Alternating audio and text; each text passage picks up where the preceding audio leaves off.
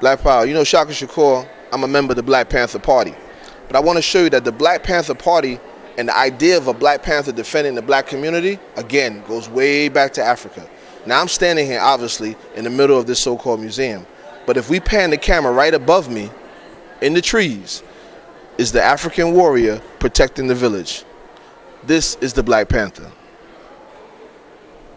And during the uprising in Kenya of the Mau Mau, once again, you've seen the rise of the Black Panther. And there's a martial arts called Pakwa that's recent, maybe in the last 7 to 8 years. But the Pakwa martial arts started in the Congo when the brothers would be moving through the trees with acrobatic grace. The French, who they were fighting, was so amazed at their ability to move through trees like that, they mimicked it and called it a martial arts, and it's called Pakwa. You see it in France a lot now. But you're the creator of that, and there it is right there. So understand, everything we do comes from our continent, comes from where we're from. Even jewelry. Inside the jewelry here, you'll see different aspects of African culture. Some things you'll see that people have demonized. Adolf Hitler demonized the swastika. But if you look right here in this symbol, number 3, you'll see that same symbol as the swastika, and it was a spiritual and holy symbol. And that's in number 3 right here. You'll see the stool. And as you know, we pan the camera through, you'll see different ones that resemble things that we're used to now. The scale. This is the scale. If you study Kemet, we're going to pull the camera right down here, and you'll see the scale in Kemet. Now the scale, why would I have a swastika symbol and some grains of dust on the other side? Remember, in Kemet, we say that the scale, your heart has to outweigh the feather. Well, the feather, in this case, the gold dust would be the value of materialism. And on this side, it would be the measuring of your heart. And it's also used to measure gold dust. Here's the scale. Practical use and spiritual use. And as you look around, you'll see all sorts of symbols. Again, even to some Western symbols, guns, rifles, and stuff like that.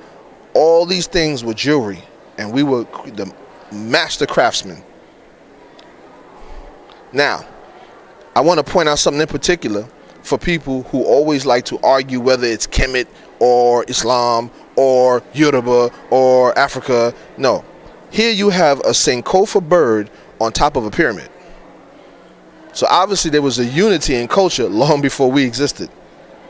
And you see right in the lower, that's my left-hand corner over here, it's a Sankofa bird on top of a pyramid. Now, the Sankofa symbol did not exist when the pyramid existed. There are 2 different periods of time. So in order for someone to put a Sankofa bird on top of a pyramid means that that craftsman understood the unity in Africa. They understood the unity and the culture of Africa. So you have to examine that and see for yourself. So when we argue about, oh, I'm down with Kemet, or I'm a Muslim, or I'm a this, or I'm a that, shut up, fool. There it is right there. Unify this culture. Again, the pyramid, thousands of years older than the idea of the Sankofa from West Africa. The Akan symbol. Thousands of years in difference. But us and our divine understanding of oneness could unite these symbols.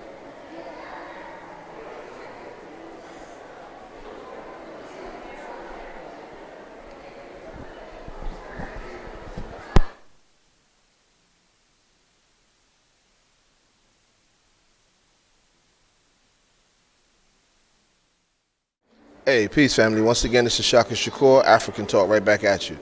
Right back at you, excuse me. Here we had an exhibit still in the National Museum of Theft. Here we have this exhibit called Beauty. Now, if you notice, the exhibit for beauty has nothing to do with what you would probably think beauty is, which again, diamonds, silver, etc. Here we have stones, different types of stones. And also, if you get closer to the exhibit, they'll talk about cattle. In Africa, cattle was considered beauty. You know, the beauty was in nature. Like the mud cloth I'm wearing. This mud cloth is patterned after the gazelle, patterned after the zebra. In Africa, we pattern the nature's beauty to us. So we pattern everything after nature, not after material.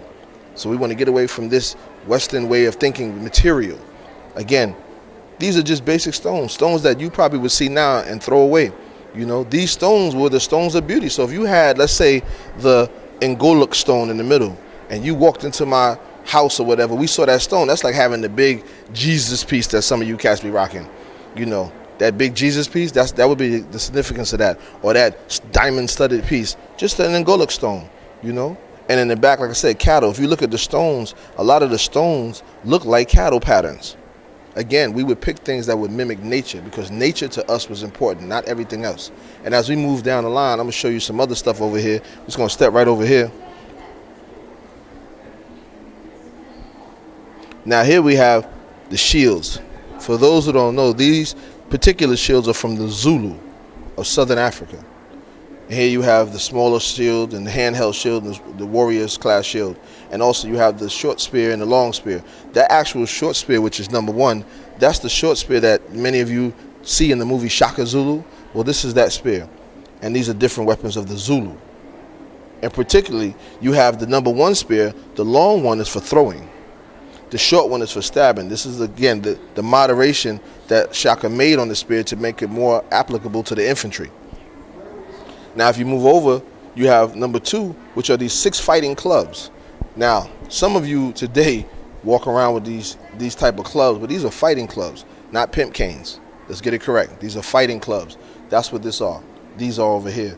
And then finally, you have the dancing shield, which is the smaller shield, and then you have the fighting shield, which is the larger shield, also from the Zulu nation. The smaller one is what we would dance to. Again, dancing is an ancient African custom. Even the warriors dance. So some of you tough dudes who like to say, I'm too tough to dance, I'm a warrior, so warriors don't dance. Get it right. Warriors do dance. And this is proof of it right here. So these are the things you see from the Zulu nation. Now moving further across, we have African drums and more instruments. We're an instrumental people. So drumming is part of our culture, you know. So that's why when you hear hip hop, you're so drawn to hip hop, because drums are part of African culture. They've been with us from day one. It's integral to our DNA. This is, you know, and also when your enemy realizes that the drum is an integral part to African culture, the enemy then takes the drum and manipulates the sound to get you to do the crazy things you see on the street now.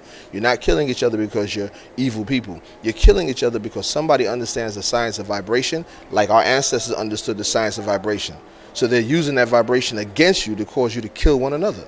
Like I showed you earlier, the smaller shield was a dancing shield. And I'm going to repeat that again. Don't tell me I'm a warrior, so I don't dance. Warriors dance, and certain drum patterns were played for warriors to send them into battle with the right mind state. Other patterns were played when you had harvest. Other patterns were played for worshiping the ancestors and the elders. The drum and other instruments, vital to African culture. So those of you out there producing, when you got that heavy 808 bass bottom kicking, that boom, boom, boom, and you wonder why you come out the club ready to boom, boom somebody, because the right words or the wrong words are being put into the rhythms and causing you to do these devastating acts. See, ain't nobody going to tell you this culture like we are. I'm going to tell you the truth on Afrikan Talk. And yes, we in the museum full of people, and we ain't toning it down one bit. We're going to tell the truth. Again, this is not a museum. This is a stolen artifacts exhibit. I'm standing in the biggest evidence room in New York City, outside of a precinct. So now, you see the swords. Again, this is West Africa. Most of these swords are the early Hausa tribes, the early Fulani tribes, you know, and other tribes from West Africa. That's what these are. You know, we're not going to get too much in detail. I'm just going to let you see, because there's a lot of stolen artifacts to talk about before we leave. So, now, just real quick, Libya. Gaddafi made a statement before he was overthrown, and the statement was that the original people of the Libyan land were the dark-skinned Africans, the Tuareg. The Tuareg were the original people of what we call Libya and all those areas, you know, around Libya, not anyone else. That sword that you see in the back, that's a sword from the Tuareg people.